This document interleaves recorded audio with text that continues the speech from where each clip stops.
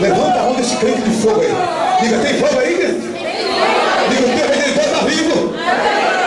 Está vivo. Glória a Deus. Segura aí, irmão.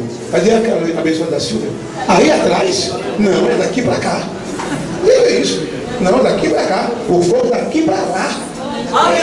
Vem para cá, abençoada. Essa aí conhece há quase 10 anos. Isso aí está em casa.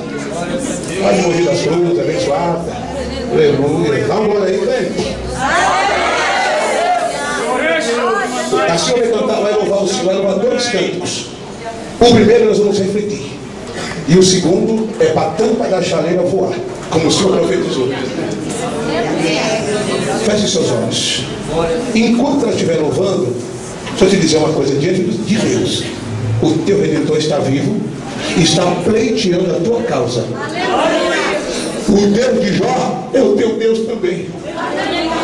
O Deus de Ruth e Noemi é o teu Deus também.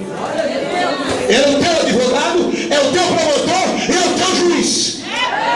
Feche os seus olhos agora e fale com Deus agora. Diga, Jesus, tenha misericórdia. Converse com Deus agora. Após o louvor, eu já entro com a oração. Após o louvor, você pode louvar o que você quiser. Após o louvor, eu já entro com a oração.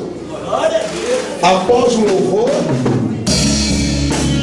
vai olhando aí. Feche os seus olhos.